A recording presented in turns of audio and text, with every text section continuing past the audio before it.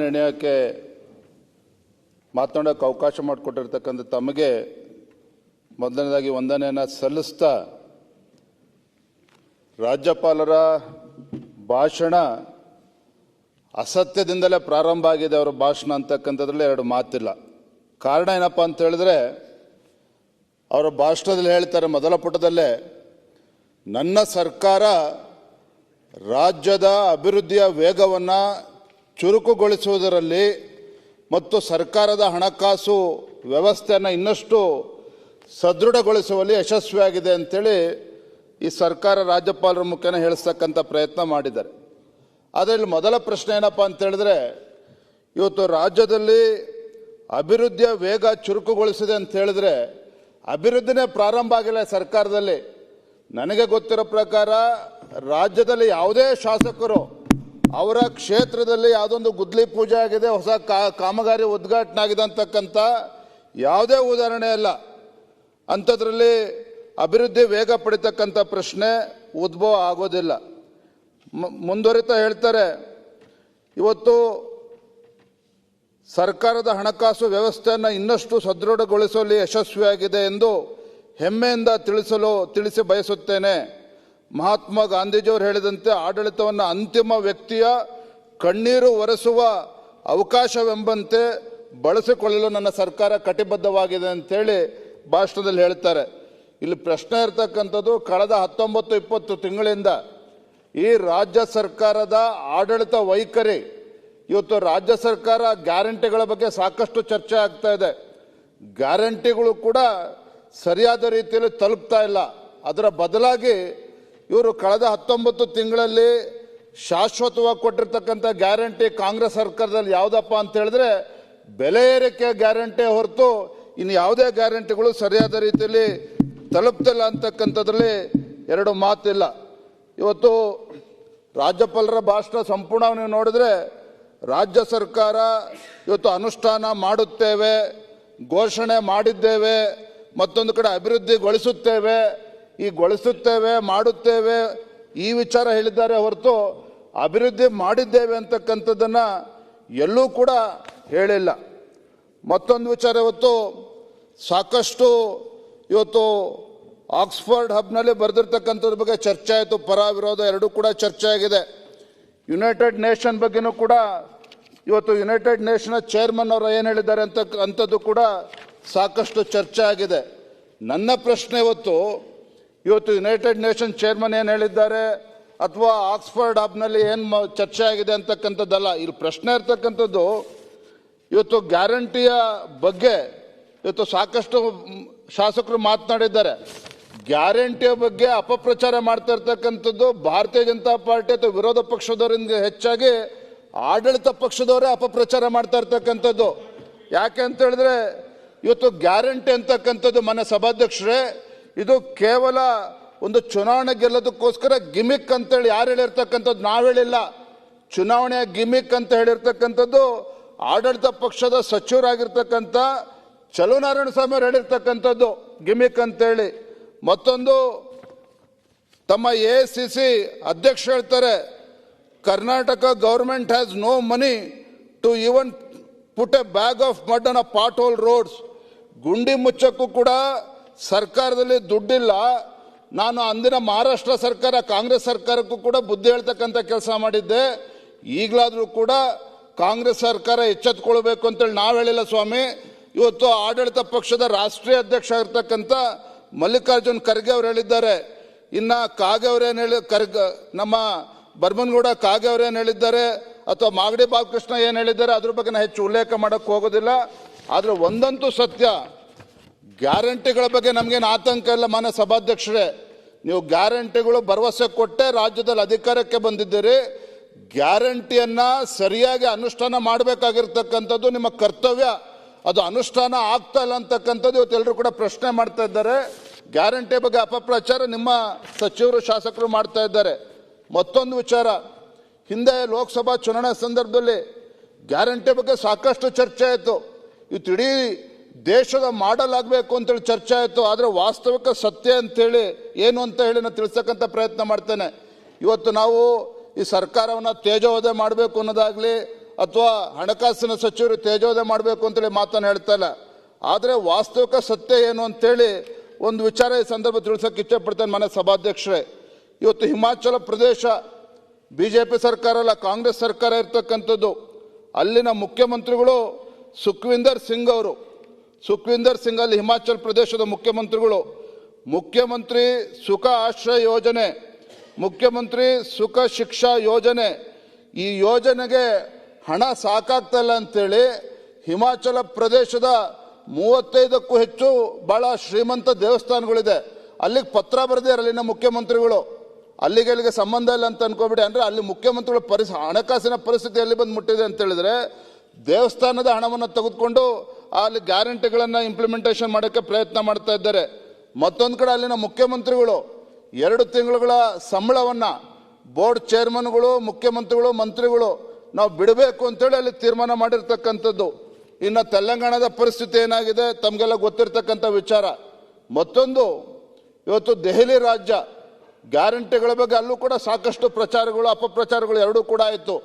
ಆದರೆ ಅಲ್ಲಿಯ ಜನ, ದೆಹಲಿಯ ಜನತೆನೂ ಕೂಡ ಗ್ಯಾರಂಟಿ ಸಾಕು, ನಮಗೆ ಅಭಿವೃದ್ಧಿ ಬೇಕು ಅಂತೇಳಿ ಅಲ್ಲಿ ಭಾರತೀಯ ಜನತಾ ಪಾರ್ಟಿಯನ್ನು ಗೆಲ್ಲಿಸಿದ್ದಾರೆ. 27 ವರ್ಷಗಳ ನಂತರದಲ್ಲಿ ಭಾರತೀಯ ಜನತಾ ಪಾರ್ಟಿ ಇವತ್ತು ಅಧಿಕಾರಕ್ಕೆ ಬಂದಿರತಕ್ಕಂಥದ್ದನ್ನು ಈ ಸಂದರ್ಭ ಉಲ್ಲೇಖ ಮಾಡೋದಕ್ಕೆ ಇಷ್ಟಪಡ್ತೇನೆ. ಇಲ್ಲಿ ಪ್ರಶ್ನೆ ಇರ್ತಕ್ಕಂಥದ್ದು, ಗ್ಯಾರಂಟಿ ಪರ ವಿರೋಧ ಚರ್ಚೆಗಿಂತ ಹೆಚ್ಚಾಗಿ ನಾವು ಶಾಸಕರುಗಳು ಇವತ್ತು ಆಯ್ಕೆಯಾಗಿ ಸದನದಲ್ಲಿ ಬಂದಿರತಕ್ಕಂಥದ್ದು, ನಮ್ಮ ಕ್ಷೇತ್ರಗಳಿಗೆ ಪ್ರವಾಸ ಹೋದಾಗ, ಕ್ಷೇತ್ರಗಳಿಗೆ ಹೋದಾಗ ನಮ್ಮ ಮತದಾರರು ಕೇಳ್ತಕ್ಕಂಥ ಪ್ರಶ್ನೆ, ಎಷ್ಟು ಆಸ್ಪತ್ರೆಗಳು ತಂದಿದ್ದೀರಿ ನಮ್ಮ ಕ್ಷೇತ್ರಕ್ಕೆ, ಎಷ್ಟು ರಸ್ತೆಗಳು ಅಭಿವೃದ್ಧಿ ಮಾಡಿದಿರಿ, ಎಷ್ಟು ಕುಡಿಯೋ ನೀರಿನ ವ್ಯವಸ್ಥೆ ತಂದುಕೊಟ್ಟಿದ್ದೀರಿ, ಆಸ್ಪತ್ರೆಗಳು ಅಭಿವೃದ್ಧಿ ಆಗಿದೆಯಾ, ಇದು ನಮಗೆ ಪ್ರಶ್ನೆ ಮಾಡ್ತಾ ಇದ್ದಾರೆ. ಹಾಗಾಗಿ ಇವತ್ತು ಗ್ಯಾರಂಟಿಗಳ ಬಗ್ಗೆ ಆಡಳಿತ ಪಕ್ಷದವರು ನಮ್ಮನ್ನು ಟೀಕೆ ಮಾಡೋದ್ರ ಬದಲು ನಿಮ್ಮ ಪಕ್ಷದ ಸದಸ್ಯರುಗಳು, ಆಡಳಿತ ಪಕ್ಷದ ಸದಸ್ಯರುಗಳು ಏನು ಹೇಳ್ತಾ ಇದ್ದಾರೆ ಅಂತ ಅನ್ನೋದನ್ನು ಕೂಡ ಒಂದು ಕ್ಷಣ ತಾವು ಯೋಚನೆ ಮಾಡಬೇಕು. ಮಾನ್ಯ ಸಭಾಧ್ಯಕ್ಷರೇ, ಇವತ್ತು ಸರ್ಕಾರ ಬಂದಾಗಿನಿಂದ ಕಳೆದ 19-20 ತಿಂಗಳುಗಳಿಂದ 2 ವಿಚಾರ ಆಗ್ತಾ ಇದೆ. ಒಂದು, ಗ್ಯಾರಂಟಿಗಳ ಬಗ್ಗೆ ಸಾಕಷ್ಟು ಪ್ರಚಾರ ಆಗ್ತಾ ಇದೆ, ಅದ್ರ ಬಗ್ಗೆ ಹೆಚ್ಚು ಚರ್ಚೆ ಮಾಡೋದಕ್ಕೆ ಹೋಗೋದಿಲ್ಲ. ಅದರ ಜೊತೆಗೆ ಕೇಂದ್ರ ಸರ್ಕಾರದ ಬಗ್ಗೆ ಸಾಕಷ್ಟು ಅಪಪ್ರಚಾರವೂ ಕೂಡ ನಡೀತಾ ಇದೆ. ಆದರೆ ಒಂದಂತೂ ಸತ್ಯ, ಈ ರಾಜ್ಯದ ಮುಖ್ಯಮಂತ್ರಿಗಳು, ಒಬ್ಬರು ಅನುಭವಿ ಮುಖ್ಯಮಂತ್ರಿಗಳಿದ್ದಾರೆ. ರಾಜ್ಯದ ಮುಖ್ಯಮಂತ್ರಿಗಳು ಅಸಮರ್ಥರು ಅಂತ ನಾವು ಹೇಳೋದಕ್ಕೆ ಹೋಗೋದಿಲ್ಲ. ಆದರೆ ರಾಜ್ಯದ ಮುಖ್ಯಮಂತ್ರಿಗಳು ಎಲ್ಲೋ ಒಂದು ಕಡೆ ಅಸಹಾಯಕರಾಗಿದ್ದಾರೆ ಅನ್ನೋದಂತೂ ಸತ್ಯ. ಗ್ಯಾರಂಟಿಗಳನ್ನು ಅನುಷ್ಠಾನ ಮಾಡ್ತಕ್ಕಂಥ ನಿಟ್ಟಿನಲ್ಲಿ ಇವತ್ತು ಹಣಕಾಸನ್ನು ಕ್ರೋಢೀಕರಿಸೋದಕ್ಕೆ ಸಾಧ್ಯ ಆಗದೇನೆ ಇವತ್ತು ಪರದಾಡ್ತಾ ಇರ್ತಕ್ಕಂಥದ್ದು ಇವತ್ತು ರಾಜ್ಯದ ಜನನೂ ಕೂಡ ನೋಡ್ತಾ ಇದ್ದಾರೆ. ಇವತ್ತು ರಾಜ್ಯದಲ್ಲಿ ಯಾವ ರೀತಿ ಬೆಲೆ ಏರಿಕೆಗಳು ಆಗ್ತಾ ಇದ್ದಾವೆ ಅದನ್ನು ನೋಡಿದ್ರೆ ನಮಗೆಲ್ಲರೂ ಕೂಡ ಗೊತ್ತಾಗ್ತದೆ ಮಾನ್ಯ ಸಭಾಧ್ಯಕ್ಷರೇ. ಹಾಗಾಗಿ ಇವತ್ತು ರಾಜ್ಯದಲ್ಲಿ ಯಾವುದೇ ರೀತಿ ಅಭಿವೃದ್ಧಿ ಕೆಲಸ ಕಾರ್ಯಗಳು ಆಗ್ತಾ ಇಲ್ಲ. ಆವಾಗಲೇ ನಮ್ಮ ವಿರೋಧ ಪಕ್ಷದ ನಾಯಕರೆಲ್ಲ ಎಲ್ಲರೂ ಹೇಳಿದಾಗೆ ಮುಖ್ಯಮಂತ್ರಿಗಳು ಸಿದ್ದರಾಮಯ್ಯನವರು, ಹಿಂದೇನು ಮುಖ್ಯಮಂತ್ರಿಗಳು ಸಿದ್ದರಾಮಯ್ಯನವರು ಇದ್ದರು, ಅವರೇನಾ ಇವರು ಅಂತಕ್ಕಂಥ ಭಾವನೆ ಇವತ್ತು ಶಾಸಕರಲ್ಲಿ, ಇವತ್ತು ರಾಜ್ಯದ ಜನರಲ್ಲಿ ಇವತ್ತು ಮೂಡ್ತಾ ಇರ್ತಕ್ಕಂಥದ್ದು ಇವತ್ತು 2 ಮಾತಿಲ್ಲ ಅನ್ನೋದನ್ನು ಈ ಸಂದರ್ಭ ಹೇಳೋಕ್ಕೆ ಇಚ್ಛೆಪಡ್ತೇನೆ ಮಾನ್ಯ ಸಭಾಧ್ಯಕ್ಷರೇ. ಇವತ್ತು ಪ್ರಚಾರ ಎಲ್ಲಿವರೆಗೂ ಅಂತ ಹೇಳಿದ್ರೆ, ನುಡಿದಂತೆ ನಡೆದ ಸರ್ಕಾರ ಅಂತ ಇದು ಯಾರು ಹೇಳ್ತಾ ಇದ್ದಾರೆ? ರಾಜ್ಯದ ಜನ ಹೇಳ್ತಾ ಇಲ್ಲ. ಒಂದು ಕಡೆ ವಾರ್ತಾ ಇಲಾಖೆಯವರು ಹೇಳ್ತಾ ಇದ್ದಾರೆ ಪ್ರಚಾರವನ್ನು ಕೊಡೋದ್ರ ಮೂಲಕ, ಮತ್ತೊಂದು ಕಡೆ ಅಲ್ಲೊಂದು ಇಲ್ಲೊಂದು ಒಬ್ಬೊಬ್ಬರು ಶಾಸಕರು, ಆಡಳಿತ ಪಕ್ಷ ಸದಸ್ಯರು ಮಾತನಾಡ್ತಾ ಇದ್ದಾರೆ. ಹೊರತು ರಾಜ್ಯದ ಜನ ಇವತ್ತು ನಾವು ನುಡಿದಂತೆ ನಡೀತಾ ಇರ್ತಕ್ಕಂಥ ಸರ್ಕಾರ ಅಂತೇಳಿ ಅದು ಭಾವನೆ ರಾಜ್ಯದ ಜನರಲ್ಲಿ ಬಂದಿಲ್ಲ ಅಂತಕ್ಕಂಥದ್ದು ಸತ್ಯ. ಹಾಗೆ ಹೇಳಿದ್ರೆ ಏನು ಹೇಳ್ತಾರೆ ಆಡಳಿತ ಪಕ್ಷದವರು? ಹಾಗಾದ್ರೆ ಉಪಚುನಾವಣೆ ಗೆದ್ದಿಲ್ವ ನಾವು? ಹಾಗಾದ್ರೆ ಉಪಚುನಾವಣೆ 3 ಕ್ಷೇತ್ರದಲ್ಲಿ ಗೆದ್ದಿರ್ಬೋದು, ಲೋಕಸಭಾ ಚುನಾವಣೆಯಲ್ಲಿ ಏನಾಯ್ತು? ಹಾಗಾದ್ರೆ ಇವತ್ತು 19 ಕ್ಷೇತ್ರದಲ್ಲಿ BJP ಮತ್ತು JDS ಮಿತ್ರ ಪಕ್ಷಗಳು ಗೆದ್ದಿರ್ತಕ್ಕಂಥದ್ದು, ಅದನ್ನು ಕೂಡ ಮರಿಬಾರ್ದು ಅನ್ನೋದನ್ನೇ ಸಂದರ್ಭದಲ್ಲಿ ಹೇಳ್ತೇನೆ. ಇವತ್ತು ಮುಖ್ಯಮಂತ್ರಿಗಳು ಪದೇ ಹೇಳ್ತಾರೆ ದುರಂತ ಅಂತ ಹೇಳಿದ್ರೆ, ಇವತ್ತು ಬಹಳ ಯಶಸ್ವಿಯಾಗಿ ಆಡಳಿತ ಪಕ್ಷದವ್ರು ಮಾಡ್ತಾ ಇರ್ತಕ್ಕಂಥದ್ದು, ಸರ್ಕಾರ ಮಾಡ್ತಕ್ಕಂಥದ್ದು ಅಂದರೆ ಕೇಂದ್ರ ಸರ್ಕಾರ ಇವತ್ತು ನಮ್ಮ ರಾಜ್ಯಕ್ಕೆ ಅನ್ಯಾಯ ಮಾಡ್ತಾ ಇದೆ. ಪದೇ ಇದನ್ನ ಸಾವಿರಾರು ಸಲ ಕೇಳಿದ್ದೇವೆ. ಕೇಂದ್ರ ಸರ್ಕಾರ ಇವತ್ತು ನಮಗೆ ಅನ್ಯಾಯ ಮಾಡ್ತಾ ಇದೆ, ಸರಿಯಾಗಿ GST ಇವತ್ತು ದುಡ್ಡು ಬರ್ತಾ ಇಲ್ಲ, ನಮಗೆ ಅನ್ಯಾಯ ಆಗ್ತದೆ ಅನ್ನೋ ಮಾತನ್ನು ಹೇಳ್ತಾರೆ. ಅದು ಒಂದು ಮಾನ್ಯ ಸಭಾಧ್ಯಕ್ಷರೇ, ಇಲ್ಲಿ ಮೂಲಭೂತ ಪ್ರಶ್ನೆ ಇರ್ತಕ್ಕಂಥದ್ದು, ಯಾವಾಗ ನಮ್ಮ ರಾಜ್ಯದಲ್ಲಿ ವಿದ್ಯುತ್ ದರ ಜಾಸ್ತಿ ಆದಾಗ ನಾವು ವಿಪಕ್ಷಗಳು ಹೋರಾಟವನ್ನು ಕೈಗೆತ್ಕೊಂಡ್ರೆ ಮುಖ್ಯಮಂತ್ರಿಗಳು ಏನು ಹೇಳ್ತಾರೆ, ಬುದ್ಧಿ ಇದೆಯೇನ್ರಿ ನೀವು ವಿರೋಧ ಪಕ್ಷದವರಿಗೆ, ವಿದ್ಯುತ್ ದರವನ್ನು ನಾವು ಜಾಸ್ತಿ ಮಾಡ್ತೀವ, KERC ಇದೆ, ಕರ್ನಾಟಕ ಎಲೆಕ್ಟ್ರಿಸಿಟಿ ರೆಗ್ಯುಲೇಟರಿ ಕೌನ್ಸಿಲ್ ಇದೆ, ಅವ್ರು ಜಾಸ್ತಿ ಮಾಡ್ತಾ ಇರ್ತಕ್ಕಂಥದ್ದು, ಇದು ಅದೊಂದು ಕಾನ್ಸ್ಟಿಟ್ಯೂಷನಲ್ ಬಾಡಿ, ಅಟಾನಮಸ್ ಬಾಡಿ, ಅದು ನಮ್ದು ಅದ್ರಲ್ಲಿ ಪಾತ್ರ ಅಲ್ಲ ಅಂತೇಳಿ ಉತ್ತರ ಕೊಡ್ತಾರೆ. ಆದರೆ ಮತ್ತೊಂದು ಕಡೆ ಮಾನ್ಯ ಸಭಾಧ್ಯಕ್ಷರೇ, ಇವತ್ತು ಇಡೀ ದೇಶದಲ್ಲಿ GST ಇಂಪ್ಲಿಮೆಂಟೇಷನ್ ಆದಮೇಲೆ ಇವತ್ತು ಗೂಡ್ಸ್ ಆ್ಯಂಡ್ ಸರ್ವಿಸ್ ಟ್ಯಾಕ್ಸ್ ಇವತ್ತು ಆಗಿರಬೇಕಾದ್ರೆ GST ಬಂದಿರಬೇಕಾದ್ರೆ ಇವತ್ತು GSTನೂ ಕೂಡ ಇಟ್ಸ್ ಎ ಕಾನ್ಸ್ಟಿಟ್ಯೂಷನ್ ಬಾಡಿ. ಇವತ್ತು ಎಲ್ಲ ರಾಜ್ಯಗಳು ಕೂಡ ಅದರಲ್ಲಿ ಸದಸ್ಯರಿದ್ದಾರೆ ಮತ್ತು GST ಕೌನ್ಸಿಲಲ್ಲಿ ಪ್ರತಿಯೊಂದು ರಾಜ್ಯಕ್ಕೂ ಕೂಡ 2/3 ವೋಟಿಂಗ್ ಪವರ್ಸ್ ಇದೆ ಅವರಿಗೆ. ಕೇಂದ್ರ ಸರ್ಕಾರ ಜೊತೆಲಿ ಇರ್ತಕ್ಕಂಥದ್ದು ಕೇವಲ 1/3 ಮಾತ್ರ. ಹಾಗಾಗಿ ಇವತ್ತು ಪದೇ ಪದೇ ಕೇಂದ್ರ ಸರ್ಕಾರ ಅನ್ಯಾಯ ಮಾಡ್ತಾ ಇದೆ, ಮೋದಿಯವರು ರಾಜ್ಯಕ್ಕೆ ಅನ್ಯಾಯ ಮಾಡ್ತಾ ಇದ್ದಾರೆ, ಅದಕ್ಕೆ ಮುಂದೆ ಬರ್ತೇನೆ. ಆದರೆ ಪ್ರಶ್ನೆ ಇರ್ತಕ್ಕಂಥದ್ದು, ರಾಜ್ಯದ ಮುಖ್ಯಮಂತ್ರಿಗಳು ಇವತ್ತು ಹಣಕಾಸಿನ ಸಚಿವರು ಆಗಿರ್ತಕ್ಕಂಥ ರಾಜ್ಯದ ಮುಖ್ಯಮಂತ್ರಿಗಳು ಪದೇ ಪದೇ ಕೇಂದ್ರ ಸರ್ಕಾರದ ಬಗ್ಗೆ ಅಪಪ್ರಚಾರ ಮಾಡ್ತಕ್ಕಂಥದ್ದು ನಾವೆಲ್ಲರೂ ಕೂಡ ನಾವು ನೋಡ್ತಾ ಇದ್ದೇವೆ. ಮಾನ್ಯ ಸಭಾಧ್ಯಕ್ಷರೇ, ಇವತ್ತು ಟ್ಯಾಕ್ಸ್ ಡಿವಲ್ಯೂಷನ್ ಬಗ್ಗೆ ಮಾತನಾಡ್ತಾ ಇದ್ದಾರೆ. ಇವತ್ತು ಹೇಳ್ತಾರೆ ಮಾನ್ಯ ಮುಖ್ಯಮಂತ್ರಿಗಳು, ಇವತ್ತು ಸಿದ್ದರಾಮಯ್ಯನವರು ಹೇಳ್ತಾರೆ, Karnataka is not receiving its share of taxes and central government is doing injustice to Karnataka ಅಂತ ಹೇಳ್ತಾರೆ. ಅದು ಒಂದು ಮಾನ್ಯ ಸಭಾಧ್ಯಕ್ಷ ಗೊತ್ತಿರಬೇಕು. ಇವತ್ತು ಟ್ಯಾಕ್ಸ್ ಡಿವಲ್ಯೂಷನ್ ರಾಜ್ಯಗಳಿಗೆ ಕೊಟ್ಟಂಥ ಸಂದರ್ಭದಲ್ಲಿ ಇವತ್ತು ಪ್ರಧಾನಮಂತ್ರಿ ನರೇಂದ್ರ ಮೋದಿಜಿಯವರ ನಾಯಕತ್ವದಲ್ಲಿ ಇವತ್ತು ಕೇಂದ್ರ ಸರ್ಕಾರ ಡಿವಲ್ಯೂಷನ್ ಆಫ್ ಟ್ಯಾಕ್ಸಸ್ ಇವತ್ತು 14th ಫೈನಾನ್ಸ್ ಕಮಿಷನ್ 32%ಇಂದ 42% ರೆಕಮೆಂಡ್ ಮಾಡಿದರು. ಅಂದರೆ 10% ಹೈಕ್ ಆಗಿದೆ. ಇದನ್ನು ಯಥಾವತ್ತಾಗಿ ಇಂಪ್ಲಿಮೆಂಟ್ ಮಾಡಿರ್ತಕ್ಕಂಥದ್ದು ಯಾರು? ಇದೇ ಕೇಂದ್ರ ಸರ್ಕಾರ. ಕೇಂದ್ರ ಸರ್ಕಾರ ಡಿವಲ್ಯೂಷನ್ ಆಫ್ ಟ್ಯಾಕ್ಸ್ ವಿಚಾರದಲ್ಲಿ 32%ಇಂದ 42% ಅಂದರೆ 10% ಇನ್ಕ್ರೀಸ್ ಮಾಡಿರ್ತಕ್ಕಂಥದ್ದು. ಹಾಗಾದ್ರೆ ಇದು ಅನ್ಯಾಯನ? ಹಾಗಾದರೆ ರಾಜ್ಯ ಸರ್ಕಾರಕ್ಕಾಗಿರ್ತಕ್ಕಂಥದ್ದು ಅನ್ಯಾಯನ? ಹಾಗಾದರೆ ಇವತ್ತು ಫೈನಾನ್ಸ್ ಕಮಿಷನ್ ಗ್ರಾಂಟ್ಸ್ ಬಗ್ಗೆ ಚರ್ಚೆ ಆಗ್ತಾ ಇದೆ ಕಳೆದ 19-20 ತಿಂಗಳಿಂದ. ಮಾನ್ಯ ಸಭಾಧ್ಯಕ್ಷರೇ, ಇವತ್ತು ನಾನು ಹೇಳೋದಕ್ಕೆ ಇಚ್ಛಪಡ್ತೇನೆ, 13th ಫೈನಾನ್ಸ್ ಕಮಿಷನಿಂದ 13th ಫೈನಾನ್ಸ್ ಕಮಿಷನ್ 2010ರಿಂದ 2015ವರೆಗೂ ಅಂದರೆ ಇಂದಿನ ಆವಾಗ ಬಂದಿರತಕ್ಕಂಥ ನಮ್ಮ ರಾಜ್ಯಕ್ಕೆ 61,691 ಕೋಟಿಗಳು ಮಾತ್ರ. ಅಂದರೆ 13th ಫೈನಾನ್ಸ್ ಕಮಿಷನ್ 2010ರಿಂದ 2015ವರೆಗೆ ರಾಜ್ಯಕ್ಕೆ ಬಂದಿರತಕ್ಕಂಥದ್ದು 61,691 ಕೋಟಿ. 14th ಫೈನಾನ್ಸ್ ಕಮಿಷನ್ ನಮ್ಮ ರಾಜ್ಯಕ್ಕೆ ಬಂದಿರತಕ್ಕಂಥದ್ದು ಅಂದರೆ ನರೇಂದ್ರ ಮೋದಿಜಿಯವರು ಕೇಂದ್ರದಲ್ಲಿ ಪ್ರಧಾನಮಂತ್ರಿ ಆದಮೇಲೆ ನಮ್ಮ ರಾಜ್ಯಕ್ಕೆ 2015ರಿಂದ 2020ವರೆಗೆ ಬಂದಿರತಕ್ಕಂಥದ್ದು 1,51,309 ಕೋಟಿ. 13th ಫೈನಾನ್ಸ್ ಕಮಿಷನಲ್ಲಿ 61,000 ಕೋಟಿ ಬಂದರೆ 14th ಫೈನಾನ್ಸ್ ಕಮಿಷನಲ್ಲಿ NDA ರೂಲ್ ಬಂದಾಗ 1,51,000 ಕೋಟಿ ಬಂದಿರತಕ್ಕಂಥದ್ದು. 15th ಫೈನಾನ್ಸ್ ಕಮಿಷನ್ 2021ರ ನಂತರದಲ್ಲಿ ಬಂದಿರತಕ್ಕಂಥದ್ದು ಇಲ್ಲಿಯವರೆಗೆ, ಯಾಕಂದರೆ ಇನ್ನು ಮಾರ್ಚ್ ತನಕ ಇದೆ, ಇಲ್ಲಿಯವರೆಗೂ ಈಗಾಗಲೇ 1,16,828 ಕೋಟಿ ಇವತ್ತು ರಾಜ್ಯಕ್ಕೆ ಬಂದಿರತಕ್ಕಂಥದ್ದು. ಮಾನ್ಯ ಸಭಾಧ್ಯಕ್ಷರೇ, ಇವತ್ತು ಸೆಂಟ್ರಲ್ ಡಿವಲ್ಯೂಷನ್ ಆಫ್ ಟ್ಯಾಕ್ಸಸ್ ಕರ್ನಾಟಕಕ್ಕೆ 2004ರಿಂದ 2014ರವರೆಗೆ 81,791 ಕೋಟಿ ಬಂದಿದ್ದರೆ 2014ರಿಂದ 2024ರವರೆಗೆ ಅದು 2,95,818 ಕೋಟಿ ಬಂದಿದೆ. ಮಾನ್ಯ ಸಭಾಧ್ಯಕ್ಷರೇ, ಇಷ್ಟೆಲ್ಲ ಬಂದಿದ್ರೂ ಸಹ ಪದೇ ಪದೇ ಕೇಂದ್ರ ಸರ್ಕಾರದ ಮೇಲೆ ದೂರ್ತಕ್ಕಂಥದ್ದು, ಕೇಂದ್ರ ಸರ್ಕಾರ ನಮ್ಗೆ ಅನ್ಯಾಯ ಮಾಡ್ತದೆ ಅಂತಕ್ಕಂಥದ್ದು, ಒಬ್ಬ ಮುತ್ಸದಿ ರಾಜಕಾರಣಿ ಇವತ್ತು ಒಬ್ಬ ಅನುಭವಿ ಮುಖ್ಯಮಂತ್ರಿಗಳಾದ ಶೋಭೆ ತರ್ತದೆ ಅಂತಕ್ಕಂಥ ಪ್ರಶ್ನೆಯನ್ನು ಇದು ಸದನದ ಮೂಲಕ ತಮ್ಮ ಮೂಲಕ ನಾನು ಪ್ರಶ್ನೆ ಮಾಡೋದಕ್ಕೆ ಇಚ್ಛಪಡ್ತೇನೆ.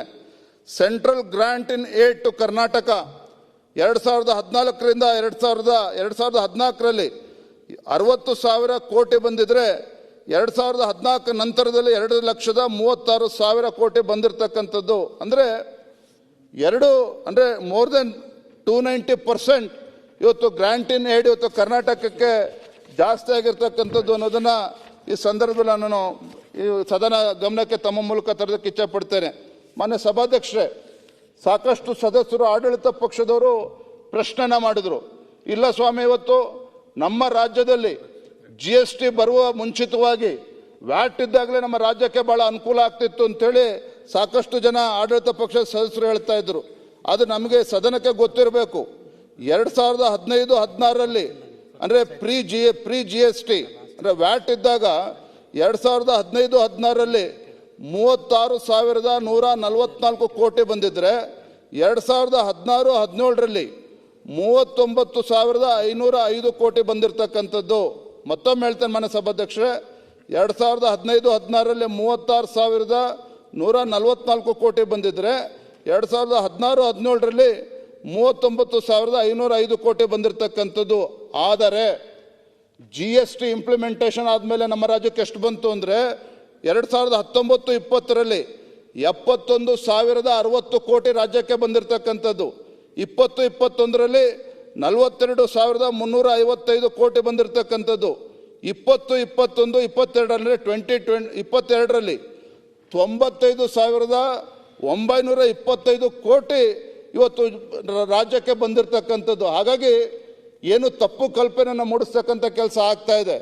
ವ್ಯಾಟ್ ಇದ್ದಾಗಲೇ ರಾಜ್ಯಕ್ಕೆ ಅನುಕೂಲ ಆಗ್ತಾ ಇತ್ತು, ಜಿ ಎಸ್ ಟಿ ಬಂದ ಮೇಲೆ ನಮಗೆ ಅನ್ಯಾಯ ಆಗ್ತಿದೆ ನಮ್ಮ ರಾಜ್ಯಕ್ಕೆ. ಇದು ಸತ್ಯಕ್ಕೆ ದೂರ ಆಗಿರ್ತಕ್ಕಂಥದ್ದು ಅನ್ನೋದನ್ನು ಈ ಸಂದರ್ಭದಲ್ಲಿ ನಾನು ಮಾನ್ಯ ಸಭಾಧ್ಯಕ್ಷ ಹೇಳೋದಕ್ಕೆ ಇಚ್ಛಪಡ್ತೇನೆ.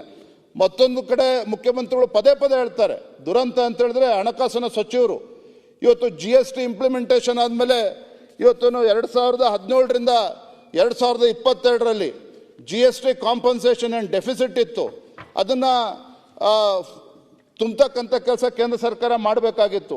ತಮಗೆ ಗೊತ್ತಿರಲಿ ಮಾನ್ಯ ಸಭಾಧ್ಯಕ್ಷರೇ, ಇಡೀ ದೇಶದಲ್ಲಿ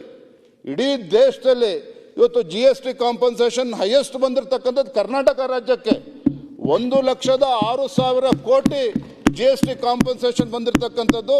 ಇದು ಹೈಯೆಸ್ಟ್ ಇನ್ ದ ಕಂಟ್ರಿ, ರಾಜ್ಯಕ್ಕೆ ಇವತ್ತು ಅತಿ ಹೆಚ್ಚು ಬಂದಿರತಕ್ಕಂಥದ್ದು. ಮತ್ತೊಂದು ಆರೋಪವನ್ನು ರಾಜ್ಯದ ಮುಖ್ಯಮಂತ್ರಿಗಳು ಮಾಡ್ತಾ ಇರ್ತಾರೆ. ಇವತ್ತು ಕೇಂದ್ರ ಸರ್ಕಾರ ನಮಗೆ ಸೆಸ್ಸನ್ನು ಕಲೆಕ್ಟ್ ಮಾಡೋದಕ್ಕೆ ನಮಗೆ ಅವಕಾಶ ಕೊಡಬೇಕು ಅಂತೇಳಿ, ಸೆಸ್ಸನ್ನು ಕಲೆಕ್ಟ್ ಮಾಡ್ಕೊಳ್ಳೋಕೆ ಅವಕಾಶ ಕೊಡಬೇಕು ಅಂತೇಳಿ. ಮಾನ್ಯ ಸಭಾಧ್ಯಕ್ಷರೇ, ಇದು ಕೂಡ ಅಪಪ್ರಚಾರನೇ. ಇವತ್ತು ಸೆಸ್ ಇರ್ತಕ್ಕಂಥದ್ದು ಕೇಂದ್ರ ಸರ್ಕಾರದ ಯೋಜನೆಗಳೇನಿದ್ದಾವೆ, ಇವತ್ತು ನ್ಯಾಷನಲ್ ಹೈವೇ ಡೆವಲಪ್ ಮಾಡ್ತಕ್ಕಂಥದ್ದು ಇರ್ಬೋದು, ಪೋರ್ಟ್ಗಳು ಡೆವಲಪ್ಮೆಂಟ್ ಮಾಡ್ತಕ್ಕಂಥದ್ದು ಇರ್ಬೋದು, ಅದಕ್ಕೆ ಸೆಸ್ಸನ್ನು ಕಲೆಕ್ಟ್ ಮಾಡ್ತಕ್ಕಂಥದ್ದು ಎಲ್ಲ ರಾಜ್ಯಕ್ಕೂ ಕೂಡ ಹೋಗ್ತದೆ. ಆದರೆ ರಾಜ್ಯ ಸರ್ಕಾರಕ್ಕೆ ಅದನ್ನು ಕಲೆಕ್ಟ್ ಮಾಡ್ಕೊಳ್ತಕ್ಕಂಥ ಅಧಿಕಾರ ಖಂಡಿತ ರಾಜ್ಯ ಸರ್ಕಾರಕ್ಕಿಲ್ಲ ಅಂತಕ್ಕಂಥದ್ದನ್ನು ಈ ಸದನದ ಮೂಲಕ ನಾನು ಗಮನಕ್ಕೆ ತರೋದಕ್ಕೆ ಇಚ್ಛೆಪಡ್ತೇನೆ. ಮಾನ್ಯ ಸಭಾಧ್ಯಕ್ಷರೇ, ಕಳೆದ ಬಾರಿ ಲೋಕಸಭಾ ಚುನಾವಣೆ ಸಂದರ್ಭದಲ್ಲೂ ಕೂಡ ರಾಜ್ಯಪಾಲರ ಭಾಷಣದ ಮುಖೇನ ಕೇಂದ್ರ ಸರ್ಕಾರವನ್ನು ಟೀಕೆ ಮಾಡ್ತಕ್ಕಂಥ ಕೆಲಸ ಆಯಿತು. ಆ ಸಂದರ್ಭದಲ್ಲಿ ಇವತ್ತು ದುರಂತ ಅಂತ ಹೇಳಿದರೆ, ಇವತ್ತು ರಾಜ್ಯದಲ್ಲಿ ಇವತ್ತು ಕಾಂಗ್ರೆಸ್ ಸರ್ಕಾರ 136 ಶಾಸಕರಿಗೆ, ಇನ್ನೂ 3 ಜನ ಗೆದ್ದಿದ್ದಾರೆ, 139 ಶಾಸಕರು ಇವತ್ತು ಆಡಳಿತ ಪಕ್ಷದಲ್ಲಿ ಇರ್ತಕ್ಕಂಥದ್ದು. ದುರಂತ ಅಂತ ಹೇಳಿದರೆ, ಒಂದು ಒಕ್ಕೂಟದ ವ್ಯವಸ್ಥೆನಲ್ಲಿ ಒಬ್ಬ ಮುಖ್ಯಮಂತ್ರಿಗಳು ಅಥವಾ ಆಡಳಿತ ಪಕ್ಷ ಯಾವ ರೀತಿ ನಡ್ಕೋಬೇಕು ಅಂತಕ್ಕಂಥದ್ದು ಕೂಡ ಅವ್ರು ಹಿರಿಯರಾಗಿರ್ತಕ್ಕಂಥವ್ರಿಗೆ ಗೊತ್ತಿರಬೇಕಾಗಿತ್ತು. ಈ ಸರ್ಕಾರ ಬಂದ ಮೇಲೆ ಇವತ್ತೇನು ರಾಜ್ಯಪಾಲರ ಮೂಲಕ ಇವತ್ತೇನು ಕೇಂದ್ರ ಸರ್ಕಾರನ ಟೀಕೆ ಮಾಡ್ತಕ್ಕಂಥದ್ದು, ಪದೇ ಪದೇ ಇವತ್ತು ಕೇಂದ್ರ ಸರ್ಕಾರದ ವಿರುದ್ಧ ಅಪಪ್ರಚಾರ ಮಾಡ್ತಕ್ಕಂಥದ್ದು, ಎಲ್ಲೋ ಒಂದು ಕಡೆ ಆಡಳಿತ ಪಕ್ಷದ ರಾಜಕೀಯ ಅಸಹಿಷ್ಣುತೆ ಇವತ್ತು ಮೇಲ್ನೋಟಕ್ಕೆ ಗೊತ್ತಾಗ್ತದೆ. ಮಾನ್ಯ ಸಭಾಧ್ಯಕ್ಷರೇ, ಇವತ್ತು ಯಾವ ರೀತಿ ಕೇಂದ್ರ ಸರ್ಕಾರದ ಜೊತೆ ಯಾವ ರೀತಿ ಹೊಂದ್ಕೊಂಡು ಕೆಲಸ ಏನು ಹೊಂದ್ಕೊಂಡು ಅಂತ ಹೇಳಿದ್ರೆ ರಾಜ್ಯ ಸರ್ಕಾರ ಕಾಂಪ್ರಮೈಸ್ ಮಾಡ್ಕೋಬೇಕು ಅಂತ ಹೇಳ್ತಾ ಇಲ್ಲ, ನನಗೂ ಅರ್ಥ ಆಗ್ತದೆ. ಆ ವಿರೋಧ ಪಕ್ಷದವ್ರಿಗೆ ಗೊತ್ತಿದೆ, ಕೇಂದ್ರ ಸರ್ಕಾರ ಇವತ್ತು ಒಕ್ಕೂಟದ ವ್ಯವಸ್ಥೆಯಲ್ಲಿ ಇವತ್ತು ರಾಜ್ಯ ಸರ್ಕಾರಕ್ಕೂ ಕೂಡ ಅದರದ್ದೇ ಆದಂಥ ಗೌರವ ಇರ್ತದೆ. ಆದರೆ ಪ್ರಶ್ನೆ ಇರ್ತಕ್ಕಂಥದ್ದು, ನೀವು ಮಾಧ್ಯಮದ ಮುಖೇನ ಅಥವಾ ದೆಹಲಿಗೆ ಹೋಗಿ ಅಲ್ಲಿ ಪ್ರೊಟೆಸ್ಟ್ ಮಾಡಿಕೊಂಡು ಒಂದು ರೀತಿ ದಬ್ಬಾಳಿಕೆ ಮಾಡಿಕೊಂಡು ಕೇಂದ್ರ ಸರ್ಕಾರವನ್ನು ಬೆದರಿಸ್ತಕ್ಕಂಥ ಕೆಲಸ ಭಾಳ ದುರಂತ ಅಂತ ಹೇಳಿದರೆ, ಇವತ್ತು ಸರ್ಕಾರ, ಈ ರಾಜ್ಯ ಸರ್ಕಾರ ಅಧಿಕಾರಕ್ಕೆ ಬಂದ ಮೇಲೆ ತೆಗೆದುಕೊಂಡಿರ್ತಕ್ಕಂಥ ಒಂದೊಂದು ನಿರ್ಣಯಗಳು ಕೂಡ ಯಾವ ರೀತಿ ದೂರಗಾಮಿ ಪರಿಣಾಮ ರಾಜ್ಯದ ಮೇಲೆ ಬೀಳ್ತದೆ ಅನ್ನೋದನ್ನು ಕೂಡ ಈ ರಾಜ್ಯ ಸರ್ಕಾರ ಯಾವತ್ತೂ ಕೂಡ ಗಮನಿಸ್ಲಾ ಇಲ್ಲ. ಇವತ್ತು ಇಡೀ ದೇಶದಲ್ಲಿ ಶಿಕ್ಷಣ ವ್ಯವಸ್ಥೆ ತನ್ನತನವನ್ನು ರೂಢಿಸ್ಕೋಬೇಕು ಅಂತೇಳಿ ಜಾಗತಿಕ ಸ್ಪರ್ಧೆಗೆ ಸನ್ನದ್ಧ ಆಗಬೇಕು ಅಂಥೇಳಿ ಇವತ್ತು ರಾಷ್ಟ್ರೀಯ ಶಿಕ್ಷಣ ನೀತಿ ತಂದಿರತಕ್ಕಂಥದ್ದು. ಆದರೆ ದುರಂತ ಅಂತ ಹೇಳಿದ್ರೆ, ಈ ರಾಜ್ಯ ಸರ್ಕಾರ ರಾಷ್ಟ್ರೀಯ ಶಿಕ್ಷಣ ನೀತಿಯನ್ನು ತಿರಸ್ಕರಿಸಿ ಇವತ್ತು ರಾಷ್ಟ್ರೀಯ ಶಿಕ್ಷಣ ನೀತಿಯನ್ನು ಕೂಡ ತಿರಸ್ಕರಿಸಿದ್ರು. ನಮ್ಮದೇ ಸ್ಟೇಟ್ ಎಜುಕೇಷನ್ ಪಾಲಿಸಿ ತರ್ತೀವಿ ಅಂತ ಹೇಳಿದ್ರು. ಅದ್ರ ಬಗ್ಗೆ ಇನ್ನೂ ಕೂಡ ಈ ಸರ್ಕಾರ ಚಕಾರನೂ ಕೂಡ ಎತ್ತುತ್ತಾ ಇಲ್ಲ. ಇವತ್ತು ಹೊಸ ಶಿಕ್ಷಣ ರೀತಿ ಏನಾಗ್ತದೆ ಎಲ್ಲೋ ಒಂದೆರಡು ಮೀಟಿಂಗ್ ಮಾಡಿದ್ದಾರೆ ಬಿಟ್ಟರೆ ಇವತ್ತು ರಾಷ್ಟ್ರೀಯ ಶಿಕ್ಷಣ ನೀತಿನೂ ಕೂಡ ಫಾಲೋ ಮಾಡ್ತಾ ಇಲ್ಲ. ಇವ್ರದ್ದು ಯಾವುದೇ ರೀತಿ ರಾಜ್ಯ ಶಿಕ್ಷಣ ನೀತಿನೂ ಕೂಡ ತರ್ತಕ್ಕಂಥ ಕೆಲಸನೂ ಕೂಡ ಆಗಿಲ್ಲ. ಆದರೆ ನಮ್ಮ ಸ್ಪಷ್ಟತೆ, ಇಡೀ ದೇಶದಲ್ಲಿ ಯಾರೋ ಅಲ್ಲೊಂದಿಲ್ಲೊಂದು ರಾಜ್ಯ ವಿರೋಧ ಮಾಡ್ತಾ ಇರ್ಬೋದು ರಾಜಕೀಯ ಕಾರಣಕ್ಕೆ, ಆದರೆ ಇಂಥ ಒಂದು ರಾಷ್ಟ್ರೀಯ ಶಿಕ್ಷಣ ನೀತಿನೂ ಕೂಡ ಕಾಂಗ್ರೆಸ್ ಸರ್ಕಾರ ವಿರೋಧ ಮಾಡ್ತಾ ಇರ್ತಕ್ಕಂಥದ್ದು ನಿಜವಾಗ್ಲೂ ಕೂಡ ದುರ್ದೈವ. ಎಲ್ಲ ಒಂದು ಕಡೆ ಶೈಕ್ಷಣಿಕ ಶೂನ್ಯತೆ ಇವತ್ತು ಈ ರಾಜ್ಯದಲ್ಲಿ ಕಾಡ್ತಾ ಇದೆ, ಸರ್ಕಾರದಲ್ಲಿ ಕಾಳಜಿ ಇಲ್ಲ ಅಂತಕ್ಕಂಥದ್ದು.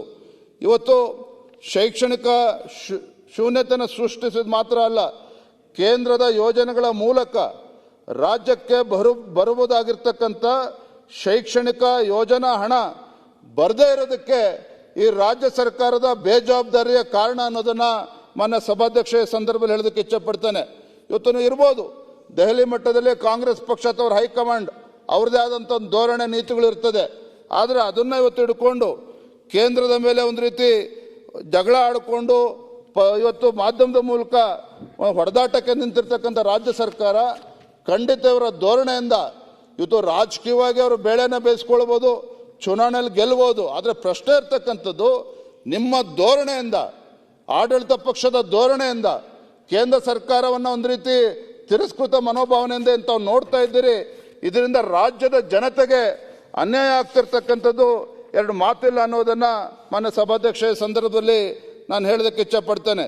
ಇವತ್ತು ರಾಜ್ಯದ ಅಭಿವೃದ್ಧಿ ಪೂರಕವಾಗಿ ಇವತ್ತು ಮಾನ್ಯ ಮುಖ್ಯಮಂತ್ರಿಗಳು ರಾಜ್ಯ ಸರ್ಕಾರ ಆತ್ಮಾವಲೋಕನ ಮಾಡ್ಕೋಬೇಕಾಗಿದೆ ಅನ್ನೋ ಮಾತನ್ನು ಕೂಡ ಈ ಸಂದರ್ಭದಲ್ಲಿ ಹೇಳ್ತೇನೆ. ಮತ್ತೊಂದು ಮಾನ್ಯ ಸಭಾಧ್ಯಕ್ಷರೇ, ಇವತ್ತು ಕೇಂದ್ರ ಸರ್ಕಾರ ಯೋಜನೆ ಇವತ್ತು ಅನುದಾನ ಕೊಡ್ತಾ ಇಲ್ಲ ಅಂತ ಹೇಳ್ತಾರೆ. Upper Tunga upper Bhadra project ಬಗ್ಗೆ ಸಾಕಷ್ಟು ಚರ್ಚೆ ಆಗಿದೆ. ಕೇಂದ್ರ ಸರ್ಕಾರ ಹೇಳಿತ್ತು 5300 ಕೋಟಿ ಕೊಡ್ತೀವಿ ಅಂತ ಹೇಳಿದ್ರು.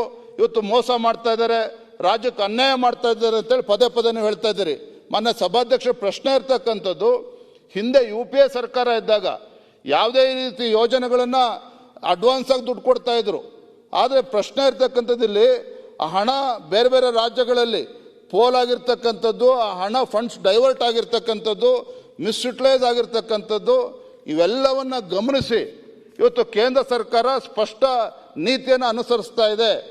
ಕೇಂದ್ರ ಸರ್ಕಾರದಿಂದ ಯಾವುದೇ ಒಂದು ಅನುದಾನ ಬರಬೇಕು ಅಂತ ಹೇಳಿದರೆ ಇವತ್ತು upper Tunga upper Bhadra project ಬಗ್ಗೆ ಮಾತನಾಡೋದಾದರೆ ಇವತ್ತು 5300 ಕೋಟಿ ಬರಬೇಕು ಅಂತ ಹೇಳಿದ್ರೆ ಒಂದು ಕಡೆ ಅವರು ಯುಟಿಲೈಸೇಷನ್ ಸರ್ಟಿಫಿಕೇಟು ಕೂಡ ಕೊಡಬೇಕು, ಏನು ಪ್ರೋಗ್ರೆಸ್ ಆಗಿದೆ ಅಂತೇಳಿ ಕೇಂದ್ರ ಸರ್ಕಾರನ ಕನ್ವಿನ್ಸ್ ಮಾಡಬೇಕು, ಪ್ರಾಜೆಕ್ಟ್ ರಿಪೋರ್ಟ್ ಏನಿದೆ ಸ್ಟೇಟಸ್ ಏನಿದೆ ಅಂತೇಳಿ ಕನ್ವಿನ್ಸ್ ಮಾಡಬೇಕು.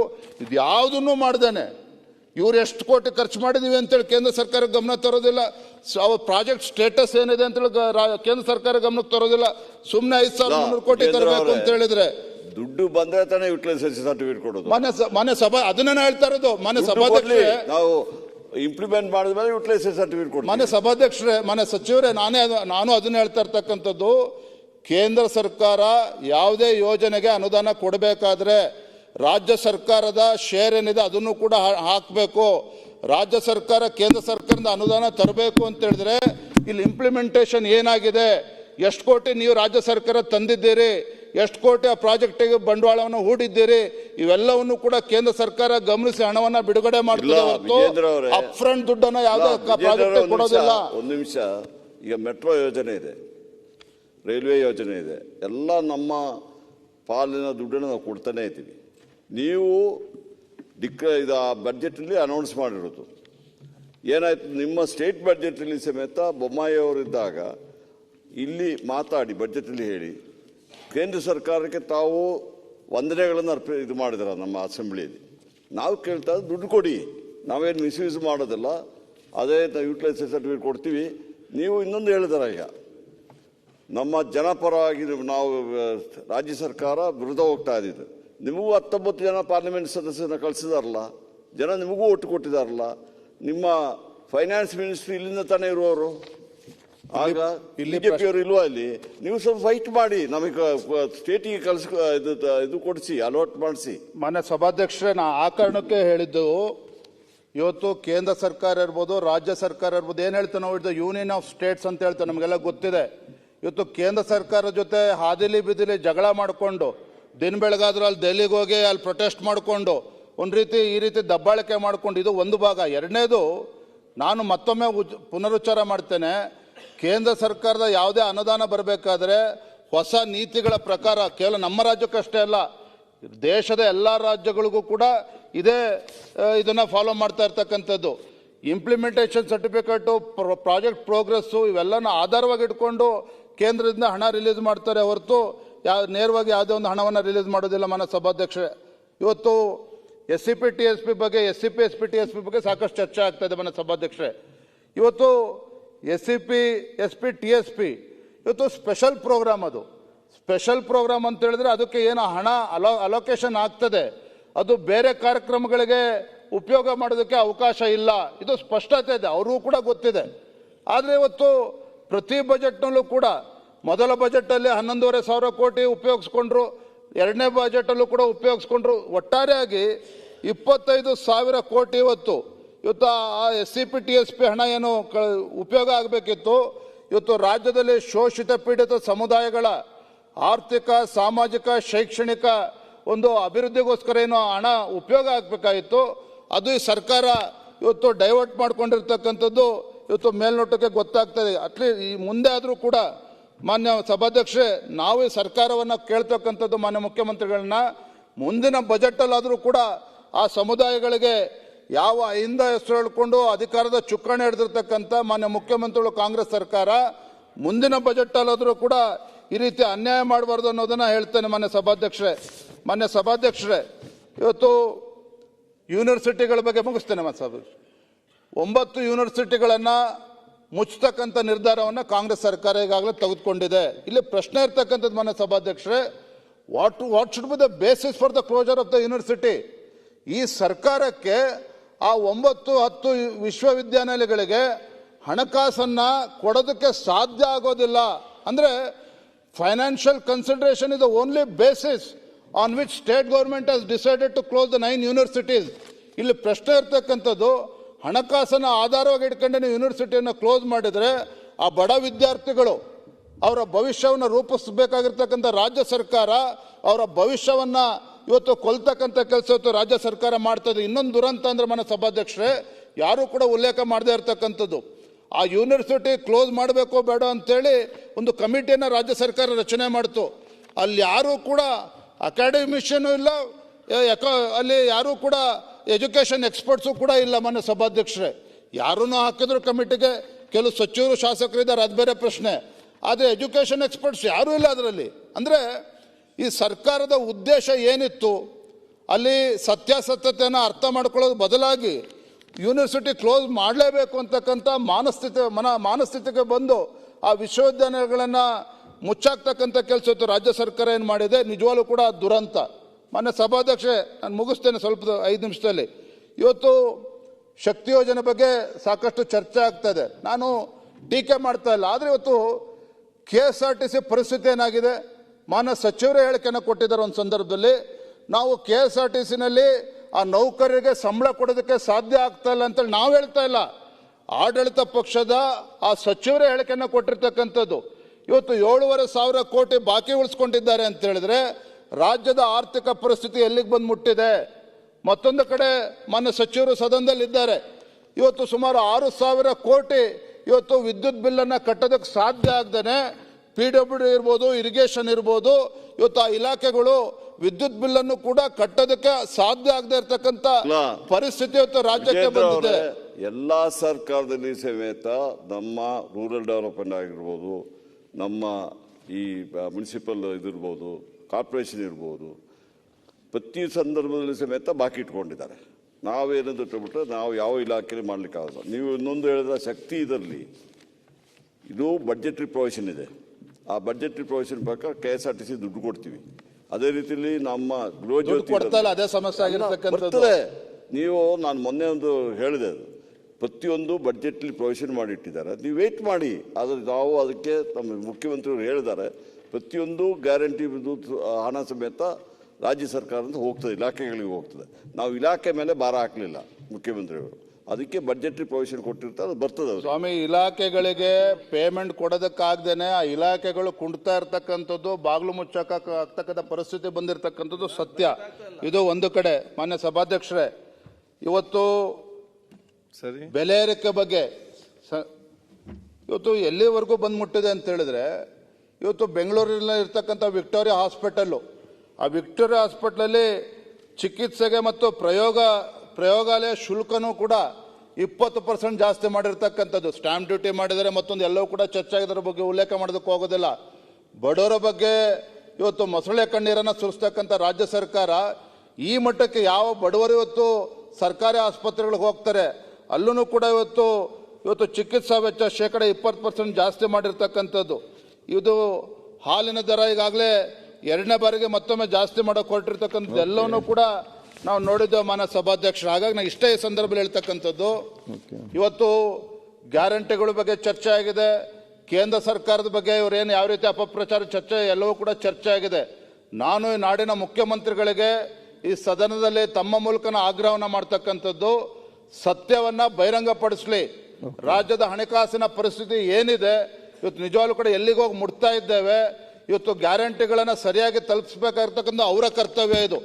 ಗ್ಯಾರಂಟಿಗಳು ಯಾವ ರೀತಿ ತಲುಪ್ತಾ ಇದೆ ಅಥವಾ ಸಾಧಕ ಬಾಧಕಗಳು ಆಡಳಿತ ಪಕ್ಷದ ಶಾಸಕರು ಮಂತ್ರಿಗಳು ಮಾತನಾಡ್ತಾ ಇದ್ದಾರೆ. ಹಾಗಾಗಿ ನಾನು ಇಷ್ಟೇ ಹೇಳ್ತಕ್ಕಂಥದ್ದು, ಒಕ್ಕೂಟದ ವ್ಯವಸ್ಥೆಗೆ ಧಕ್ಕೆ ಆಗದ ರೀತಿಯಲ್ಲಿ ಕೇಂದ್ರ ಸರ್ಕಾರ ಜೊತೆ ಸರಿಯಾದ ರೀತಿ ನಡವಳಿಕೆಯನ್ನು ಸುಧಾರಿಸಿಕೊಂಡು ಇದನ್ನೇನೋ ಒಂದು ಪೊಲಿಟಿಕಲ್ ಮೈಲೇಜ್ ತಗೋಬೇಕು ಅಂತಕ್ಕಿಂತ ಹೆಚ್ಚಾಗಿ ಕೇಂದ್ರ ಸರ್ಕಾರದಿಂದ ಅನುದಾನನೂ ಕೂಡ ಬರ್ತಾ ಇದೆ, ಅದನ್ನು ಸರಿಯಾಗಿ ಎಫೆಕ್ಟಿವ್ ಆಗಿ ಇಂಪ್ಲಿಮೆಂಟೇಷನ್ ಮಾಡ್ತಕ್ಕಂಥ ನಿಟ್ಟಿನಲ್ಲಿ ರಾಜ್ಯ ಸರ್ಕಾರ ಗಮನಿಸಬೇಕೇ ಹೊರತು ಕೇಂದ್ರ ಸರ್ಕಾರದ ಮೇಲೆ ಗೂಬೆ ಕೂರಿಸ್ತಕ್ಕಂಥ ಪ್ರಶ್ನೆ ಮಾಡಬಾರ್ದು ಅನ್ನೋ ಮಾತನ್ನ ಈ ಸಂದರ್ಭದಲ್ಲಿ ಹೇಳ್ತಾ, ಇವತ್ತು 16ನೇ ಬಜೆಟ್ ಮಾನ್ಯ ಮುಖ್ಯಮಂತ್ರಿಗಳು ನಾಳೆ ದಿನ ಮಂಡನೆ ಮಾಡಕ್ಕೆ ಹೊರಟಿದ್ದಾರೆ. ಇಡೀ ರಾಜ್ಯದ ಜನ ಸಾಕಷ್ಟು ನಿರೀಕ್ಷೆಗಳನ್ನು ಇಟ್ಕೊಂಡಿದ್ದಾರೆ. ಹಾಗೆ ಇನ್ಮೇಲಾದರೂ ಕೂಡ ರಾಜ್ಯದ ಜನರಿಗೆ ಅನ್ಯಾಯ ಆಗದ ರೀತಿಯಲ್ಲಿ ಇವತ್ತು SCP SP TSP ಹಣ ಇರ್ಬೋದು, ಮತ್ತೊಂದಿರ್ಬೋದು, ಯಾವುದೂ ಕೂಡ ಹಣ ದುರುಪಯೋಗ ಆಗದೇ ರಾಜ್ಯದ ಜನರಿಗೆ ಒಳ್ಳೆಯದಾಗ ನಿಟ್ಟಿನಲ್ಲಿ ಮಾನ್ಯ ಮುಖ್ಯಮಂತ್ರಿಗಳು ಬಜೆಟ್ ಅನ್ನು ಮಂಡನೆ ಮಾಡಬೇಕು ಅನ್ನೋ ಮಾತನ್ನು ತಮ್ಮ ಮೂಲಕ ಹೇಳ್ತಾ, ಇವತ್ತು ರಾಜ್ಯಪಾಲರ ಭಾಷಣದ ಮೇಲೆ ಮಾತನಾಡೋಕೆ ಅವಕಾಶ ಮಾಡಿಕೊಟ್ಟಿರ್ತಾರೆ ತಮಗೆ ಮತ್ತೊಮ್ಮೆ ಮಾತನ್ನು ಮುಗಿಸ್ತೇನೆ.